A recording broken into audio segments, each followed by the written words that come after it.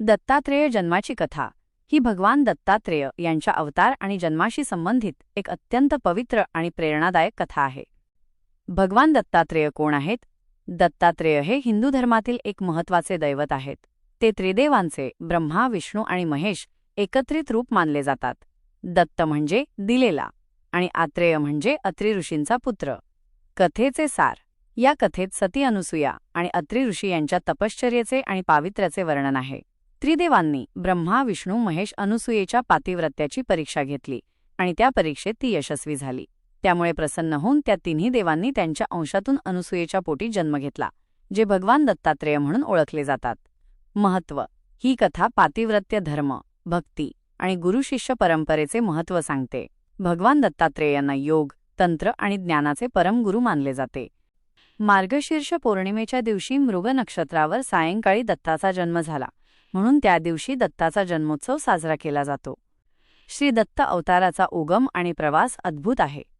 जाणून घ्या दत्तांची जन्मकथा. अत्री मुनीची पत्नी अनुसूया ही अत्यंत पतिव्रता व साध्वी स्त्री होती. ती आश्रमात पतीच्या सान्निध्यात राहून पतीची उत्तम प्रकारे सेवा करीत असे. तसेच आश्रमात येणाऱ्या प्रत्येक अतिथीचे मोठ्या प्रेमाने व आदराने स्वागत करी. वेळोवेळी आलेला पाहुणा अनुसूयेच्या आश्रमांतून कधी उपाशी पोटी गेला नाही किंवा खाली हाताने गेला नाही. तिचा हा आचार पाहून प्रत्यक्ष सूर्यदेवसुद्धा तिच्यापुढे शीतल होई, पवन तिच्यापुढे नम्र होई, एवढा तिच्या पतिव्रतेचा प्रभाव होता. पतीबद्दल तिच्या ठायी असलेली अनन्य भक्ती व लोकांबद्दल असलेला आत्यंतिक आदर यामुळे तिचे नाव साध्वी व पतिव्रता स्त्री म्हणून सर्वतोमुखी झाले. ही वार्ता अर्थात नारदमुनीच्या सुद्धा कानावर पडली. त्यांनी ही वार्ता वैकुंठाला जाऊन ब्रह्मा, विष्णू, महेश यांच्या पत्नी सरस्वती, लक्ष्मी, पार्वती यांना सांगितली. तेव्हा साहजिकच त्यांना या अनुसूयेबद्दल मत्सर वाटू लागला. ही अनुसूया यत्किंचित मानव व आपण देवी. तेव्हा या अनुसूयेचे वर्चस्व आपणावर उपयोगी नाही. तेव्हा हिचे सत्व हरण करावे असा त्यांच्या मनात विचार आला आणि हा विचार त्यांनी आपापल्या पतींजवळ बोलून दाखविला. त्रैमूर्ती म्हणजेच ब्रह्मा, विष्णू, महेश संतप्त झाले आणि म्हणाले, ती पतिव्रता कशी आहे ते आम्ही पाहतो व तिचा व्रतभंग आम्ही जरूर करतो. अशी प्रतिज्ञा करून त्या तिघांनी ब्राह्मणाची रूपे घेतली. शुभ्र धोतर, अंगावर रेशमी उपरणे, यज्ञोपवीत आणि हातात कमंडलू अशा रूपात ते तिघे अत्री मुनींच्या आश्रमात आले. भर दुपारची वेळ होती. अशा वेळी आपल्या आश्रमात आलेले ब्राह्मण अतिथी पाहून अनुसूयेने त्यांना मोठ्या आदराने बसावयास आसन दिले. त्यांचे चरण धुतले व भक्तिभावाने त्यांचे पूजन केले. त्यांना पाटावर बसवून जेवण वाढले. पण तिला अतिथी म्हणाले, आम्हास विवस्त्र होऊन अन्न वाढावे. हे ऐकताच अनुसूया चिंतन करीत मनांत म्हणाली, हे कोणी सामान्य साधू नाहीत, तर हे माझे सत्व पाहण्याकरिता आले असावे. यांस जर विनमुख पाठविले तर माझ्या सत्वाची हानी होईल. माझे मन निर्मळ आहे, शिवाय माझ्या पतीचे तपसामर्थ्य माझ्या मागे आहे. असा विचार करून अनुसूया तात्काळ घरात गेली. त्यावेळी तिचे पती देवाजवळ ध्यानस्थ बसले होते. त्यास ही सारी कथा निवेदन केली. तेव्हा मुनींनी अंतर्ज्ञानाने हे सारे ओळखले व आपल्या पत्नीस एका पंचपात्रांत गंगोदक देऊन म्हणाले, हे गंगोदक त्या अतिथींच्या अंगावर उडव व त्यांना इच्छाभोजन दे.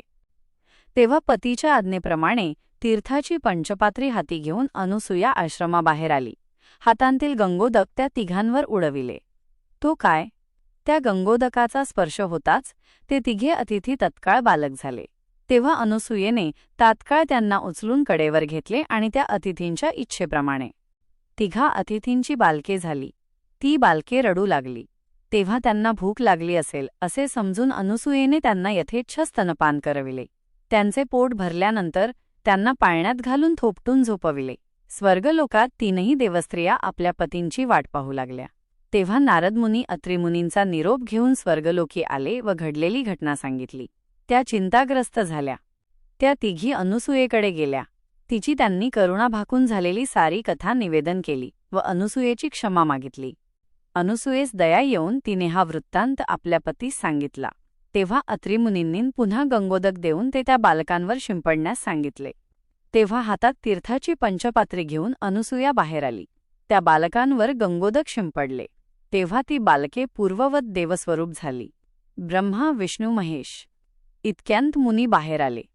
त्यांनी देवांना साष्टांग नमस्कार घातला. विष्णू, शंकर, ब्रह्मदेव प्रसन्न झाले व म्हणाले, हे अनुसूये, आम्ही तुझवर प्रसन्न झालो आहोत. इच्छित वर माग. तेव्हा अनुसूयेने तिघे बालक ब्रह्मा, विष्णू, महेश माझ्या घरी 3 मूर्ती एकरूप होऊन पुत्राप्रमाणे राहू देत असा वर मागितला. तेव्हा तथास्तु असे म्हणून देव अंतर्धान पावले. अशा तऱ्हेने मार्गशीर्ष शुक्ल चतुर्दशीच्या दिवशी दत्तात्रेयाचा जन्म झाला. दत्तात्रेय जन्माला आले तेव्हा त्यांचे रूप अत्यंत वैशिष्ट्यपूर्ण होते असे अनेक प्राचीन ग्रंथांमध्ये आणि पौराणिक कथांमध्ये सांगितले जाते. त्यांना केवळ 1 डोके किंवा 2 हात नव्हते, तर त्यांचे स्वरूप हे 3 डोकी आणि 6 हातांचे होते. हे रूप त्यांचे अलौकिकत्व आणि त्यांच्या जन्माचे विशेष महत्त्व दर्शवते. त्यांच्या या 3 डोक्यांचा संबंध थेट हिंदू धर्मातील त्रिदेवांशी जोडला जातो. ही 3 डोकी म्हणजे ब्रह्मदेव, विष्णू आणि महेश, शंकर यांचे प्रतीक मानले जातात. याचा अर्थ असा की दत्तात्रेय हे या तिन्ही प्रमुख देवांचे एकत्रित आणि पूर्ण स्वरूप आहेत. ब्रह्मदेव सृष्टीचे निर्माते, विष्णू स्थितीचे, जग चालवणारे आणि महेश लयचे, संहार करणारे प्रतीक आहेत.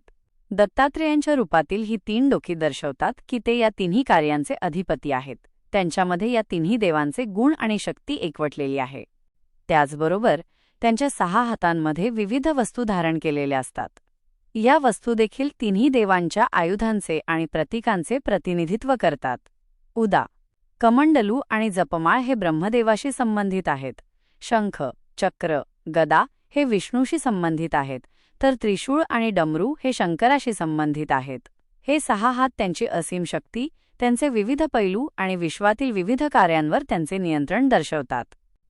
अशा प्रकारे दत्तात्रेयांचे जन्मावेळीचे 3 डोकी आणि 6 हातांचे रूप हे केवळ एक शारीरिक वैशिष्ट्य नसून ते त्यांच्या आध्यात्मिक महत्त्वाचे, त्यांच्या सर्वव्यापी स्वरूपाचे आणि ते त्रिदेवांचे एकत्रित अवतार आहेत या सत्याचे प्रतीक आहे. हे रूप त्यांना सामान्य मानवी किंवा देवरूपांपेक्षा वेगळे ठरवते आणि त्यांच्या योगेश्वर व अवधूत परंपरेतील श्रेष्ठत्व अधोरेखित करते. श्री दत्त महाराजांचे आशीर्वाद तुमच्यावर सदैव राहोत, हीच प्रार्थना. तुम्हाला हा व्हिडिओ कसा वाटला हे कमेंटमध्ये नक्की सांगा. धन्यवाद आणि जय गुरुदेव दत्त.